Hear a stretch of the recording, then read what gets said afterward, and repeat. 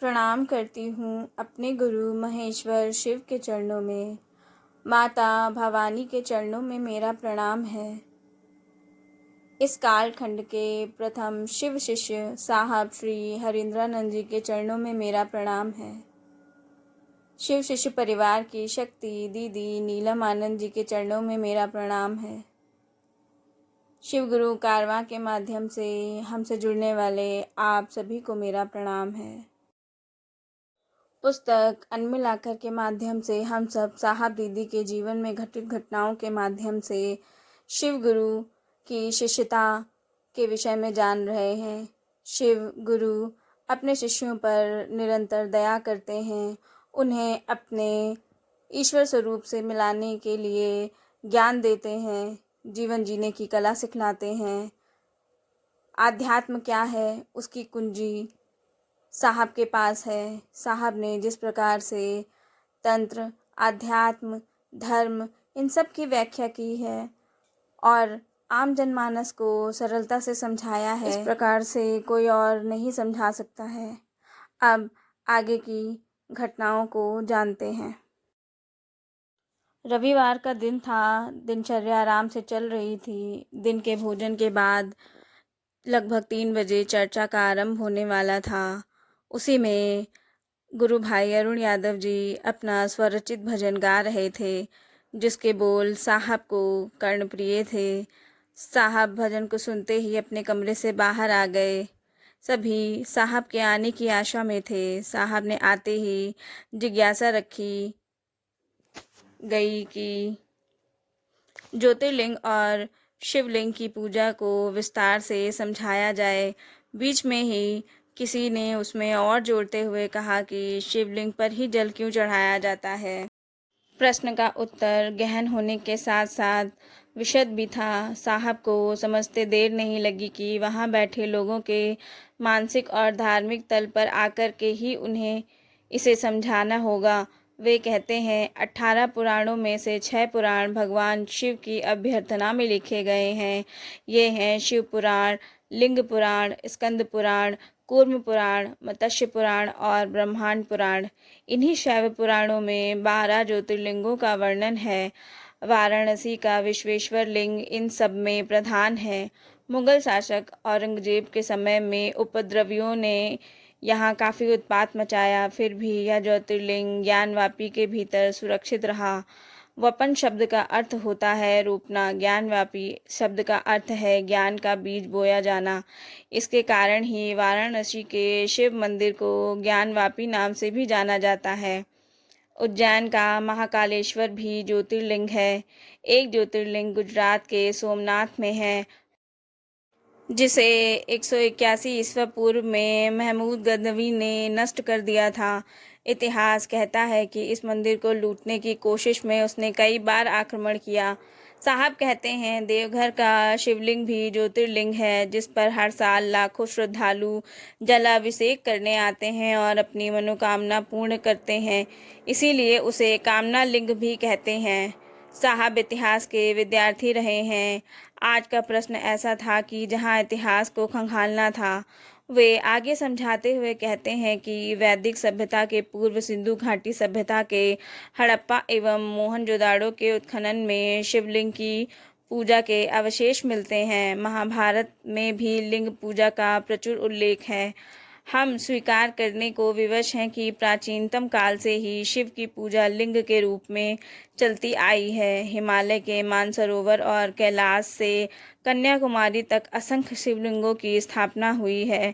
पौराणिक दृष्टि से लिंग के प्रथम प्रादुर्भाव का उल्लेख शिव पुराण और लिंग पुराण में दिया गया है। शिवलिंग और ज्योतिर्लिंग पर इनकी जानकारी से सभी हस्तप्रद थे। अब बारी थी कि क्यों शिवलिंग पर हजारों साल से जलार्पण होता आया है। सावन मास में अनगिनत लोगों द्वारा जलाभिषेक किया जाता है। वे बोल बम का उच्चारण करते हैं। जैसे ही साहब ने बोल बम कहा, एक साथ 2-4 लोग बीच में ही बोल पड़े, अच्छा सर, शिवलिंग पर जल चढ़ाने वाले कांवड़िया लोग बोल बम क्यों कहते हैं? लोगों के बीच से उछल कर आए सवाल पर साहब कुछ सेकंड के लिए रुके, फिर हंसते हुए कहे, अरे भाई, वम शब्द जल का बीज मंत्र वम है, जिसका लोगों ने ठेठ भाषा में उच्चारण ही बम कर दिया है। वैसे अब बम का अर्थ महादेव ही माना जाता है। जैसे पृथ्वी तत्व का बीज मंत्र लम है, वायु का बीज मंत्र यम है, अग्नि का बीज मंत्र रम और आकाश का बीज मंत्र हम है। यह मान्य है कि मनुष्य के जीवन में 5 तत्वों की भूमिका है। हमारा मन और शरीर सभी घटनाओं से प्रभावित होता रहा है। इसी कड़ी में 5 तत्व भी आते हैं। शरीर क्या, अपितु संसार ही आता है। शिव से सानिध्य लाभ के उपरांत ही सुखद परिवर्तन संभव है। शिवलिंग की पूजा में भी यही होता है। जल को उसके बीज मंत्र वम बम से आवेशित किया जाता है। व्यक्ति शिव भाव से जलार्पण करता है। शिवलिंग पर जैसे ही अवशोषित जल अर्पित किया जाता है, शेष तत्वों से तरंगें उठती हैं जो जल अर्पित करने वालों को प्रभावित करती हैं। सामने बैठे लोगों से उन्होंने पूछा, आप समझे या नहीं? वे आगे कहते हैं कि आदमी दुख नहीं चाहता, उसकी कामना सुख की होती है। जलार्पण करने से बहुधा मनोवांछित सुख प्राप्त हो जाते हैं। मिट्टी से बने शिवलिंग को पार्थिव शिवलिंग कहते हैं। अनेकों प्रकार से शिवलिंग की व्याख्या किताबों में मिलती है। साहब बताते हैं कि शिवलिंग की पूजा हमारे संस्कारगत गुण है, जिसे हमारी सभ्यता और संस्कृति ने हमें विरासत के रूप में सौंपा है। कोई पूजा व्यर्थ ना बेकार नहीं होती। हाँ, हम आप उसका निरूपण कैसे करते हैं, यह महत्वपूर्ण है। आध्यात्मिक विकास में ज्योतिर्लिंग अपेक्षाकृत अधिक सहायक है, क्योंकि इसमें अग्नि तत्व की प्रधानता होती है। अग्नि ऊर्ध्वमुखी है। आप मोमबत्ती को जलाकर उलट दें तो भी लौ ऊपर की तरफ ही जाएगी। अपनी बात को खत्म करते हुए साहब कहते हैं कि लिंगार्चनम में सामग्रियां और साधन जुटाए जा सकते हैं, किंतु शिव भाव के लिए शिव के गुरु स्वरूप से जुड़ना ही एकमात्र विकल्प है। चर्चा समाप्त हो गई। अरुण जी अपनी बातों को लेकर फिर से शुरू थे। चाय का दौर चला। अगले मास होने वाली महाशिवरात्रि की पूजा से संबंधित प्रस्ताव भी रखा गया। सभी प्रसन्न हो गए। कुछ मिनट पहले की ही बात चरितार्थ हो गई कि पूजा पाठ तो हमारे संस्कार में है। इसके लिए दीदी के साथ हरि काका और कुछ अन्य लोगों ने मिलकर एक आयोजन समिति का गठन किया। महाशिवरात्रि की तैयारी जोर शोर से होने लगी। दूसरे दिन शाम में संध्या आरती के समय काका जी की अनुभूतियों के परीक्षण के विचार से दीदी ने 2-4 पंक्तियां यथा नमः शिवाय, हर हर महादेव, जागा जागा महादेव लिखकर पूजा घर के टेबल पर रख दिया था। आज सुबह उठते ही प्रातः स्मरण के साथ ही उन पंक्तियों पर नजर पड़ी। एक पंक्ति जिस पर लाल स्याही का निशान था, वह था जागा जागा महादेव। साहब को इस आशय की सूचना दी गई। उन्होंने कहा, महादेव की यही इच्छा है और उनकी इच्छा में ही शक्ति है। हरि काका को जो इम्प्रेशन आया था वो अक्षरशः सही था।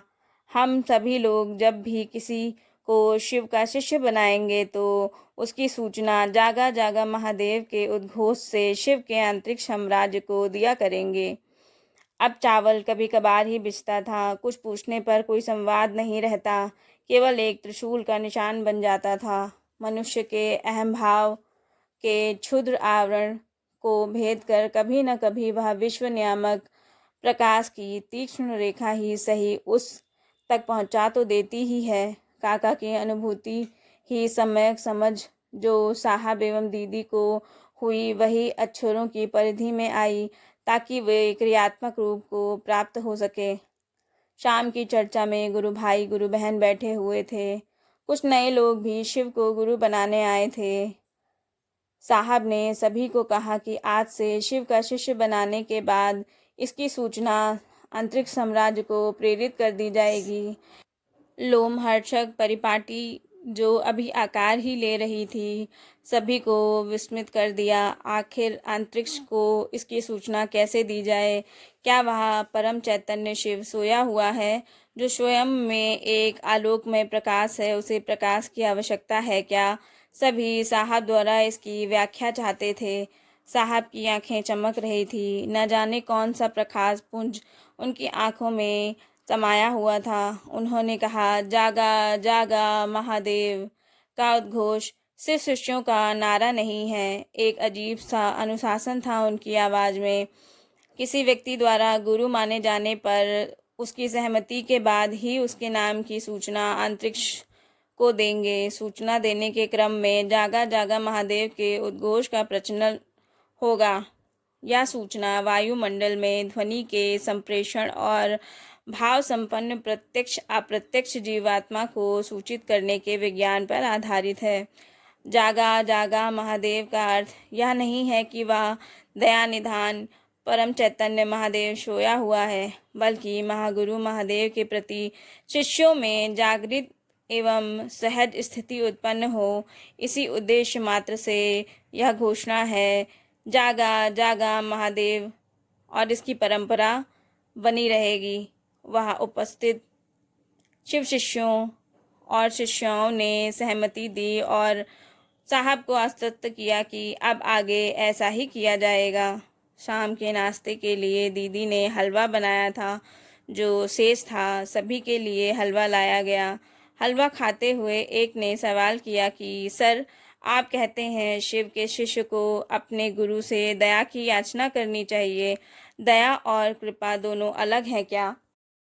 साहब ने कहा, हाँ, दोनों अलग चीज़ें हैं। कृपा का अर्थ है करो और पाओ। दया का अर्थ है किया कुछ भी नहीं फिर भी मांगने की चाहत है, पाने की चाहत है। भारतीय अध्यात्म में मान्य है मोक्ष मूलम गुरु कृपा। यहाँ दया शब्द का प्रयोग नहीं हुआ है। इस्लाम और ईसाई मत में परमात्मा से दया की याचना करने का विधान है। पहली बार मैंने ही गुरु से दया मांगने की बात कही थी। जब कोई व्यक्ति अपने प्रयासों से श्रांत क्लांत हो जाता है, निरुपाय हो जाता है, तब गुरु ही एकमात्र उपाय हैं। गुरु उपायः, गुरु पद ही दया के लिए सृजित हुआ है। गुरु सिर्फ और सिर्फ दया करते हैं। कहा गया है कि गुरु सकल उपचारा हैं। अपने प्रयासों से अपने बलबूते पर परमात्मा को प्राप्त करना असंभव है। जगत गुरु मात्र अपनी दया से भोग और मोक्ष के अभिन्न रूप से दाता हैं, अभिन्न रूप से प्रदान करते हैं भोग और मोक्ष को। वर्तमान परिवेश में मानव मात्र का कल्याण केवल गुरु दया से ही संभव है। चर्चा के क्रम के समय का पता ही नहीं चला और रात हो गई। महाशिवरात्रि की तैयारी चल रही थी। सभी उसी में व्यस्त थे। दीदी को तो पूजा में विशेष रुचि रहती थी। कभी ये ठीक हो रहा है तो कभी वो। पूजा के सामान की खरीदारी दीदी स्वयं कर रही थी। एक शाम तैयारियों का जायजा लिया जा रहा था। तभी एक गुरु बहन ने साहब से पूछा, बड़े भैया, हाथ में 12 दाने का ही कंकड़ हम लोग क्यों पहनते हैं? वैसे यह सवाल तो सभी के मन में था, पर हिम्मत कौन करता। साहब मुस्कुराने लगे, बोले, लंबी कहानी है इसकी, आप लोग इतना व्यस्त हैं, कभी और बताएंगे। पर संवेद रूप से जब साहब से निवेदन किया गया तो वे इनकार नहीं कर पाए। साहब कहते हैं कि हम शिव के शिष्य रुद्राक्ष के 12 दानों को पिरोकर कलाई पर पहनते हैं। उनके द्वारा रुद्राक्ष का कंकड़ पहनने की कहानी सन 1980 के प्रारंभ से हुई। वे शौक से एक बड़ा दाना रुद्राक्ष का अपनी कलाई पर पहनते थे। प्रयोजन था लोगों से अलग दिखना। कुछ महीनों के बाद ईमानदार वीडियो के रूप में उनकी ख्याति फैल गई तो एक दिन सोचा क्यों ना रुद्राक्ष के दानों को बढ़ाकर 1 से 11 कर दूं। अब उनका कंकड़ 11 दानों का हो गया। मन में भाव था 11 अंक शिव के लिए शुभ माना जाता है। उनकी एकादश रुद्रात्मिक शक्तियों का उल्लेख मिलता है जो जीव को रुलाती हैं और योनि मुक्त करती हैं। अपनी अनुभूति बताते हुए वे कहते हैं, समय गुजरता गया। एक रात पाटन पलामू में आवास पर लगभग 9 बजे एक आदमी ने आवाज़ लगाई। बिजली कटी हुई थी। भीतर पेट्रोमैक्स जल रहा था। घटना 1981 की है। दरवाज़ा खोला गया। एक साधु खड़ा था। बाहर घना अंधेरा था, लेकिन साधु की उपस्थिति के कारण बरामदे में तेज चांदनी थी। प्रकाश कहाँ से आ रहा था इसका पता नहीं। दीदी ने कहा, अभी जाइए, अभी आने का कौन सा समय है? बोले, घबराओ नहीं बेटा, मैं अपना ही आदमी हूँ कहकर बरामदे में रखे बेंच पर बैठ गए।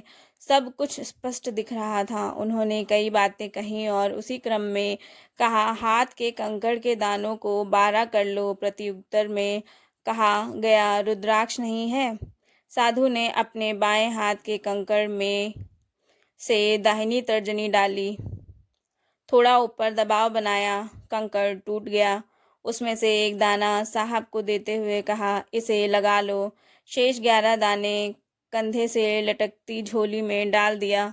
पूजा से संबंधित कुछ बातें बतलाई। झोली से कागज की पोटली देते हुए दीदी को कहा, प्रसाद है, मैं चलता हूँ। पाँव पकड़कर रुकने का आग्रह किया गया तो वो बोले, तुम लोग भीतर जाओ, यहाँ अंधेरा है। अचानक अंधेरा हो गया। केवल खुले दरवाजे से पेट्रोमैक्स की रोशनी बरामदे में एक ओर आ रही थी। दीदी और साहब की इस अनुभूति को सुनने के बाद ड्राइंग रूम में आध्यात्मिक आह्लाद से उद्भासित हो गया। साहब ने फिर कहा कि 2 वर्ष के बाद जब मैं शिव पुराण के पन्ने पलट रहा था तो देखा कि कलाई में 12 दाने का कंकड़ धारण करने का विधान है। उस साधु ने ही समझाया था कि रुद्राक्ष के 12 दाने 12 सूर्य, 12 ज्योतिर्लिंग तथा 12 राशियों की मान्यता के अनुरूप हैं। महीने भी तो 12 हैं। अंक विज्ञान में अध्यात्म की दृष्टि से 1, 5, 9, 11 और 12 अंक महत्वपूर्ण हैं। आगे बोलते हुए साहब कहते हैं कि अब शिव शिष्यों द्वारा 12 दाने का कंकड़ धारण करने का मूल उद्देश्य उन्हें शिव गुरु की सतत याद दिलाते रहना है। वही कलाई का कंकड़ दूसरों के लिए कौतूहल पैदा करता है और जिज्ञासा करने पर गुरु चर्चा आरंभ करने में सहायक सिद्ध होता है। रुद्राक्ष के दाने मानसिक, आध्यात्मिक सूक्ष्म तरंगों के वाहक माने जाते हैं। लौकिक दृष्टिकोण से भी इसे महत्वपूर्ण एवं गंगा जल की तरह पवित्र माना गया है, क्योंकि रुद्राक्ष धारण करने से मनोविकार सम्मित होते हैं, रक्तचाप नियंत्रित रहता है और मन शांत होकर शिवोन्मुख होने लगता है। साहब कहते हैं, यह कभी अपवित्र नहीं होता। शिव पुराण में उल्लिखित है कि पंचमुखी रुद्राक्ष धारण करने वाले पर खाद्य अखाद्य का भेद नहीं रहता। अघोरियों द्वारा यह धारण करने के उपरांत सामान्य रूप से मांसाहार का भक्षण किया जाता है, तथापि भोजन में चिकित्सक विज्ञान का परामर्श अनुकरणीय है। समय पंख लगाकर उड़ता है। आ गई थी महाशिवरात्रि, शिव की रात्रि, फाल्गुन कृष्ण पक्ष चतुर्दशी। प्रत्येक वर्ष इसी तिथि को मनाई जाती है महाशिवरात्रि। भारतवर्ष के एकमात्र देवता जिनके विवाह की तिथि को पर्व के रूप में मान्यता प्राप्त है, वह है शिव। यह भी माना जाता है कि सृष्टि का आरंभ इसी दिन से हुआ था। महाशिवरात्रि की इस पावन बेला में जहाँ शिव शिष्य एवं अन्य श्रद्धालु रुद्राभिषेक, कीर्तन, हवन में व्यस्त थे, वहीं दीदी कोरे कागज के पृष्ठों को अपनी अनुभूतियों की स्याही से भिगोने में लीन थी। अदृश्य सत्ता द्वारा अनुमोदित उद्घोष, जागा जागा महादेव, बरबस मन के तार को झंझोर कर रख देता। मन के आंगन में कभी उस विश्वमूर्ति की करुणा अवतारम की छवि उभरती तो कभी वह महाकाल के रूप में चित्रांकित होता तो कभी महामृत्युंजय के रूप में, कभी अघोरी के रूप में दिख जाते तो कभी उमानाथ के रूप में। बरबस उनकी लेखनी चल पड़ी उस ओर जिधर से इन विसंगतियों की संगति शिव के विभिन्न आयामों का अवतरण हो रहा था। उन कोरे पृष्ठों पर अपनी समग्रता में शिव नाम और उनके विशेषण भजन रूपी नामावली प्रणीत हुई। जो रचा गया था वह अप्रतिम था। ये थे उसके बोल, जागा जागा महादेव, जगादा महादेव, आदि गुरु महादेव, जगत गुरु महादेव, सब देवों के देव, मेरे गुरु महादेव, जागा जागा महादेव, जगादा महादेव। इस भजन को सबसे पहले शिवरात्रि में ही हो रहे संकीर्तन में पहली बार दीदी ने अपना स्वर दिया था। फिर पीछे से अन्य गुरु भाई बहनों ने सुर में सुर मिलाया। आज यह प्रचलन बन गया है। पूरे दिन कैसे बीता पता ही नहीं चला। हवाओं में शिव नाम की धुनी आसपास को जागृत कर गई थी। एक ऐसा साहित्य सृजन होने वाला था जो आने वाले समय में भारतीय संस्कृति की गरिमा को गौरवान्वित करने वाला था। हुआ भी ऐसा ही। महागुरु महादेव की अतेहुकी दया से जन जन में भगवान शिव के गुरु होने की बात स्थापित हो चली। बस कमी महसूस हो रही थी एक साहित्य की, एक पुस्तकीय ज्ञान और प्रमाण की। शिव की शिष्यता से संबंधित एक साहित्य, एक प्रमाण जो जन सामान्य को उपलब्ध कराना था। शिव शिष्यों ने साहब से अनुरोध किया कि वे अपने जीवन में प्राप्त आध्यात्मिक अनुभूतियों को एक पुस्तक के रूप में संकलित करने की कृपा करें। अपने और अपनों के आग्रह को उठा पाना वैसे भी कठिन होता है। सो साहब ने बात मान ली और तैयार हो गए शब्दों की माला बनाने को। साहब की व्यस्तता इस काम में बाधक थी, पर जल्द ही काम शुरू हो गया। कार्यक्रम में प्राप्त अपनी अनुभूतियों के सार तत्वों का एक आलेख तैयार किया गया, जिसे शिष्यानुभूति की संज्ञा प्राप्त हुई। सन 74 में शिव को गुरु मानने से लेकर अभी तक यानी 1990 तक के 16 वर्षों के अनुभवों को इन्होंने गुरु भाई गुरु बहनों के विशेष अनुरोध पर लिपिबद्ध कर दिया। शिव को गुरु मानकर उसका शिष्य होने के क्रम में प्राप्त अनुभूतियों के आलोक में साहब ने 3 सूत्रों का प्रतिपादन किया जो शिव शिष्य होने में सहायक सिद्ध हुए। प्रथम सूत्र में साहब शिव गुरु की दया को प्रमुखता देने की बात कहे हैं। उनका मानना है कि शिव के शिष्य होने के जिज्ञासु एवं शिव के शिष्यों में गुरु के प्रति शिष्य भाव जागृत हो जाए, इसके लिए शिव गुरु से दया की याचना करना आवश्यक है।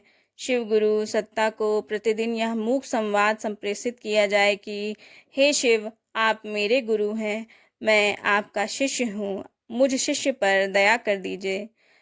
साहब का कहना है कि संसार के सभी रिश्ते नाते भाव जनित होते हैं।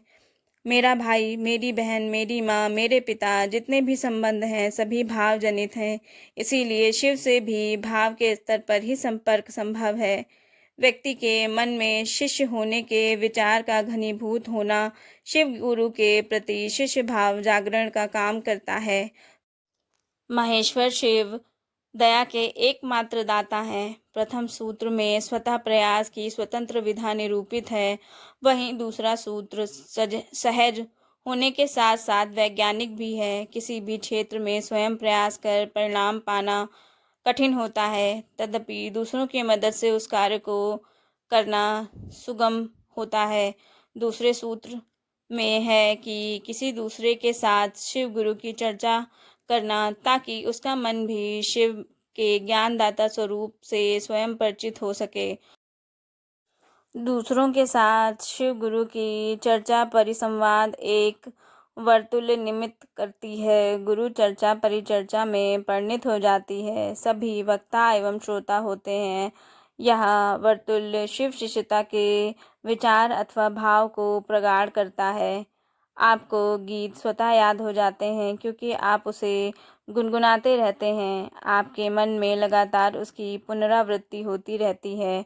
ठीक वैसे ही दूसरों के साथ चर्चा करने से शिव गुरु सत्ता विचार से भाव के धरातल पर अवस्थित होने लगती है। व्यक्ति का मन जो अपने जागतिक स्वभाव के कारण संसार की ओर स्वचलित विधि से गतिमान है, दूसरों के साथ शिव गुरु की चर्चा की स्थिति में गुरु से जुड़ाव की दिशा में चल पड़ता है। प्रामाणिक है कि व्यक्ति मन में किसी के मित्र होने का बोधात्मक ज्ञान मित्र भाव पैदा करता है।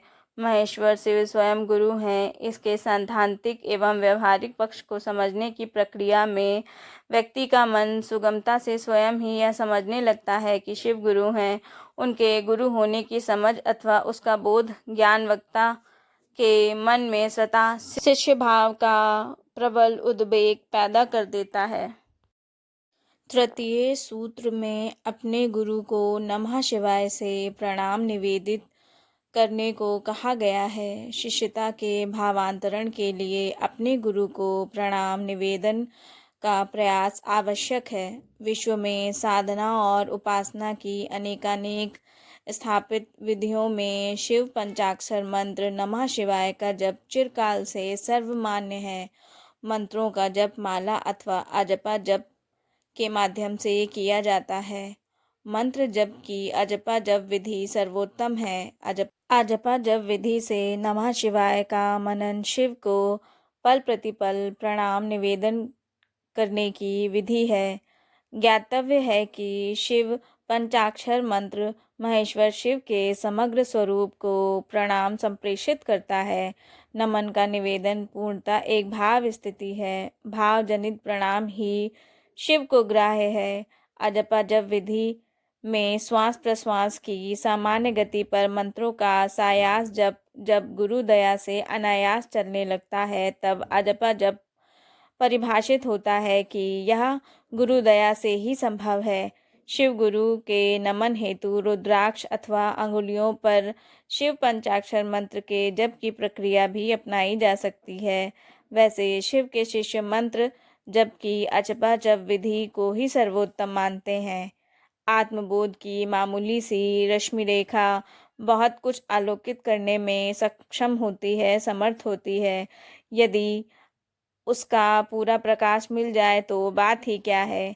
जिन घटनाओं ने साहब के चित्त में भगवान शिव के आकर्षण की आंधी बहा दी थी, उन्हीं घटनाओं के सहारे वे लोग भी अवंती गुरु शिव से स्थापित करने की दिशा में प्रयासरत थे। अब चमत्कारों का सिलसिला दृश्य नहीं था, किंतु शिव शिष्यता की व्याप्ति एक चमत्कार ही थी। कुछ लोगों ने शिव को गुरु सहर्ष स्वीकार किया तो कुछ ने अपनी समस्याओं के समाधान के निमित्त। कारण जो भी रहा हो, परिणाम समय समय पर सभी को प्राप्त हो रहे थे। 20 वर्षों की इस यात्रा में उन्होंने यह तो जान ही लिया था कि शिव परिणामदायी गुरु हैं। एक बार शिव गुरु की चर्चा के क्रम में साहब समझा रहे थे कि वैसे लोग जिनका ज्ञान शास्त्रों से लिपटा है, जो ग्रंथों के द्वारा ही आत्मबोध प्राप्त करना चाहते हैं, वे ज्ञान तो प्राप्त कर लेते हैं किंतु उन्हें आत्मानुभूति नहीं हो पाती है। आत्मानुभूति तो जगत गुरु अथवा ईश्वरीय सत्ता की दया से ही लभ्य है। जैसे चश्मा हमारी आँखों की दृष्टि क्षमता की वृद्धि तो कर सकता है, लेकिन पढ़ने का ज्ञान विकसित नहीं कर सकता।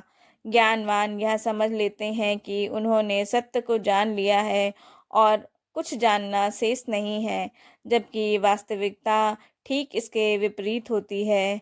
वे मंत्रविद तो हो जाते हैं परंतु आत्मविद नहीं हो पाते। साहब की काल सापेक्ष घटनाओं द्वारा प्राप्त अनुभूतियों में यह एक प्रमुख विषय था कि वास्तविक गुरु आखिर है कौन।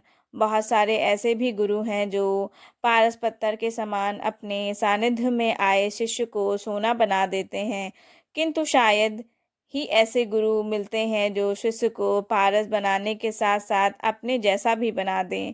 वह सर्वशक्तिमान ईश्वर ही समग्र सृष्टि का मूल करता है और वही मूल गुरु भी है। विश्व की आध्यात्मिक परंपरा भी ईश्वर के गुरु पद को प्रमाण देती है। परम सत्ता से ज्ञान अर्जन के उपरांत ही शास्त्र आलेखित हुए हैं। वेदों को भी ईश्वर की ही वाणी कहा गया है। आगम ग्रंथों में शिव और देवी के परस्पर संवाद के माध्यम से पूजा अर्चना के विभिन्न आयाम व्याख्यात हुए हैं। उन्हें जगत गुरु और गुरुओं का गुरु कहा गया है। शिव गुरु की चर्चा धीरे धीरे विशाल आकार ले रही थी। लोगों को समझाते हुए साहब कहते हैं कि आज व्यक्ति अपनी प्रबल जागतिक प्रवृत्तियों के वशीभूत है। सुख के साधन सीमित हैं और सुख पाने की लालसा असीमित। अतएव हताशा, निराशा, भय, कुंठा और संत्रास से त्रस्त व्यक्ति हृदयहीन आत्मघाती पगडंडियों पर चल रहा है। शरीर और मन रुग्ण है और मनुष्य आत्मा के तल पर निविड़ अंधकार। शरीर के अस्वस्थ होने पर चिकित्सक उपाय हैं, किंतु मन का रोग लाइलाज हो गया है। मन जब रोगी हो तो वह शरीर को भी अस्वस्थ करेगा ही। साहब कहते हैं आज व्यक्ति का मन प्रबल जागतिक प्रवृत्तियों के प्रभाव से स्वहित में लगा है। फलतः समाज टूटने की स्थिति में है। व्यक्ति के मन को परमात्मा के तल पर विकसित करने की आवश्यकता है ताकि मानव मन संकीर्णताओं से मुक्ति पा सके, व्यक्ति का मन परमात्मा तत्व का विकास पा सके।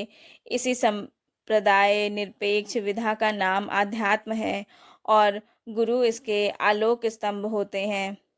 आध्यात्म के इस संक्रांति काल में मानव के कल्याण हेतु सही गुरु का उपलब्ध होना आवश्यक है। आज भक्ति दुष्कर हो चली है। जागतिक आकर्षणों ने भक्ति को भी जागतिक याचना का रूप दे रखा है। भक्ति और याचना में अंतर है। जागतिक दुखों से मुक्ति हेतु प्रार्थना स्वाभाविक है, किंतु लौकिक सुखों के रक्त बीज की तरह बढ़ती लालसा भक्ति का अंग नहीं हो सकती है। भक्ति परमात्मा प्रेम की सुरभि है, पर वर्तमान में भक्ति निस्वार्थ नहीं रह गई है। माँ पार्वती ने शिव से प्रेम किया था और रावण ने त्रैलोक्य की शक्ति से याचना कर कुछ पा लेने के लिए दृढ़ इच्छा, ज्ञान और क्रिया आवश्यक है। आज हमारे पास इसके लिए ना तो समय है और ना ही सामर्थ्य। साहब जब अपने गुरु की बात करते हैं तो पूरे रौ में दिखते हैं। शिव ने विश्व कल्याण के लिए विष पान किया और काल स्वरूप सर्पों को अपना आभूषण बनाया। वे एक ओर जहाँ साधुता की पराकाष्ठा है, वहीं दूसरी ओर उमापति के रूप में गृहस्थ जीवन का उत्कर्ष। देवताओं ने उन्हें आधिपति माना तो दानवों ने उन्हें अपना आराध्य। शिव का समग्र स्वरूप विसंगतियों में संगति की स्थापना है। साहब की अनुभव प्रसूत मान्यता है कि अविश्वास और अश्रद्धा के दायरे में खड़े होकर भी ज्ञान प्राप्ति की उत्कृष्ट अभिलाषा से शिव को गुरु मान लेने की व्यवस्था का स्थायित्व गुरु से परिणाम की स्थिति है। श्रद्धा, विश्वास और समर्पण के अभाव में भी भगवान शिव की शिष्यता अंकुरित, पल्लवित, पुष्पित हो सकती है। विश्व गुरु शिव स्वयं गुरु हैं। यदि संपूर्ण मानव सृष्टि उन्हें अपना शिष्य भाव अर्पित करती है तो शिव को विश्व मानव के अभ्युदय का उत्तरदायित्व लेना ही पड़ेगा। साहब जब महेश्वर शिव की बात करते हैं तो अनजाने आवेश से उनका चेहरा प्रदीप्त हो जाता है।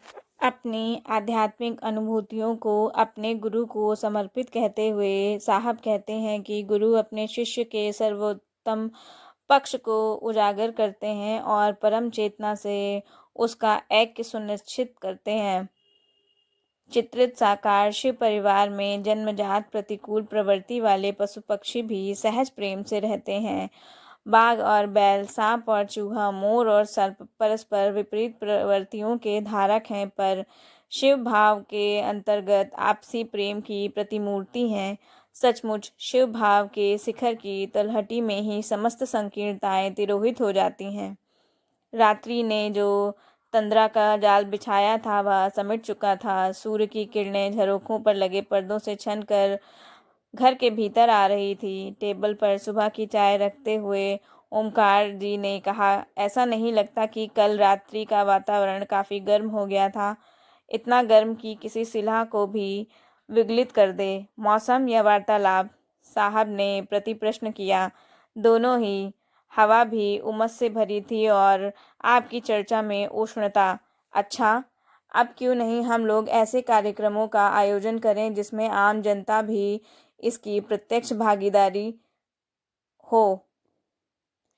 जनमानस को आज ऐसे ज्वलंत विचारों की ज़रूरत भी है जो उन्हें आध्यात्मिक अज्ञानता के नागपाश से मुक्त कर सके।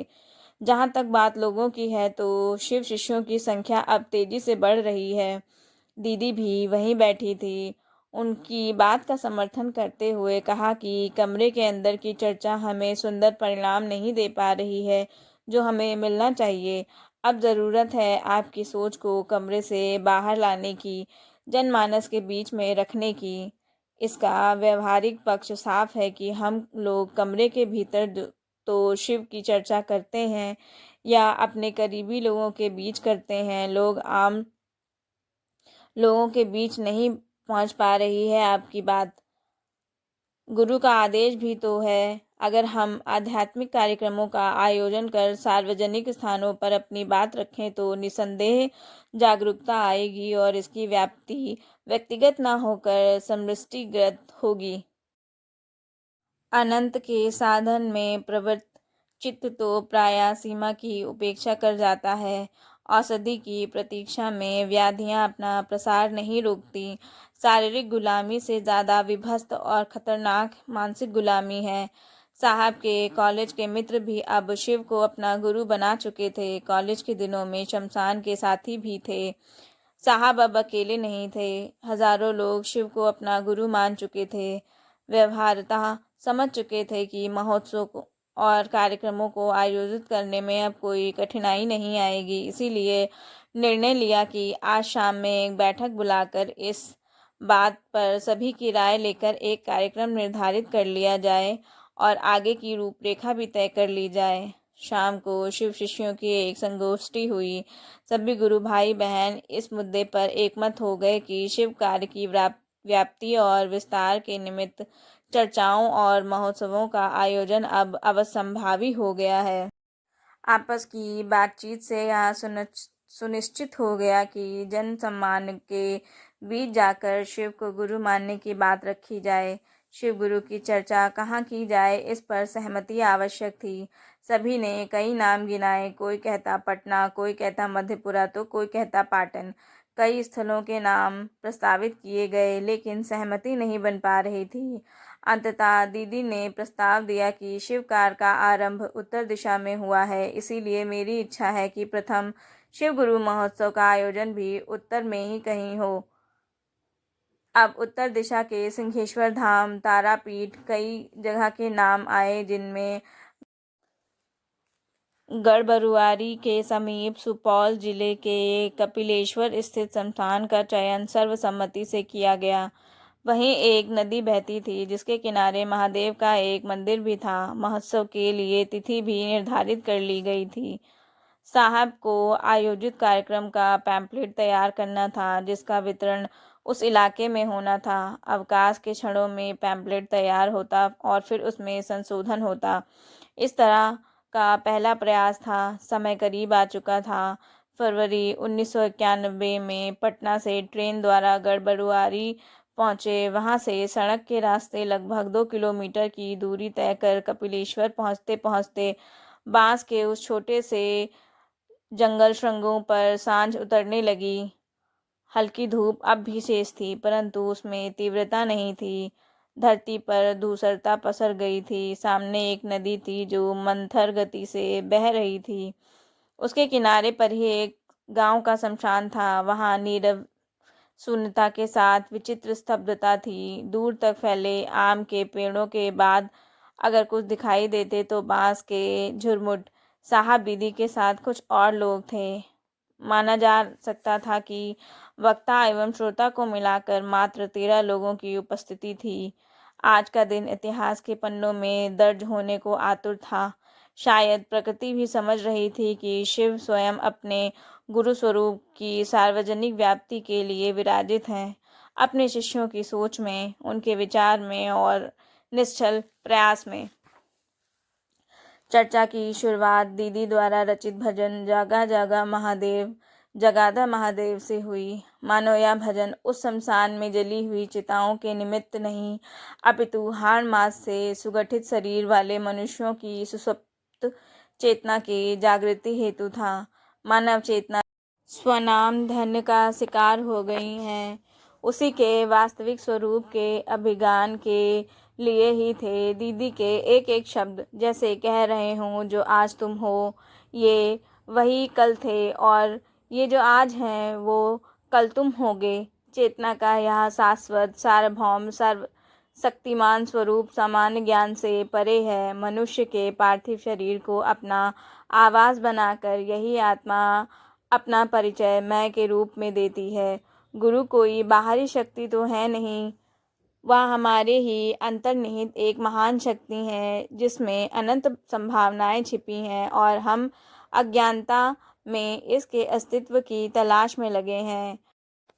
भारतीय मनीषा ने ये माना है, अहम ब्रह्मास्मि, मैं ही ब्रह्म हूँ तथा चिदानंद रूपम शिवोहम शिवोहम।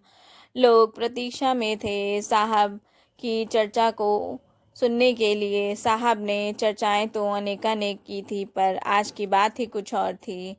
मंदिर की डेहरी, नदी की कलकल ध्वनि और शमशान की वह मातमी गंध, सभी अपनी प्रक्रिया रोके उस महामानव की वाणी को सुनने के लिए आतुर थे। महेश्वर शिव गुरु हैं, इस विषय पर साहब ने सारगर्भित चर्चा शुरू की।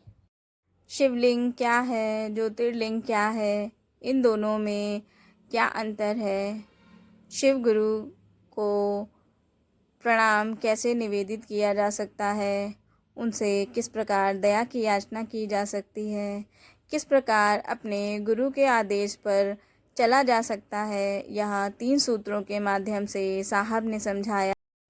गुरु का कार्य क्या होता है, यह भी साहब ने बताया कि जो उत्तम गुरु होते हैं वे अपने शिष्यों को जगत के आकर्षण से हटा करके ईश्वरीय आकर्षण तक पहुंचाने का कार्य करते हैं। और सबसे उत्तम गुरु तो महागुरु महादेव ही हैं। यह बात साहब ने बताई। साहब दीदी के जीवन में अन्य कौन सी घटनाएं घटित हुई, यह सब अगले भाग में जानते हैं। आप सभी को मेरा प्रणाम।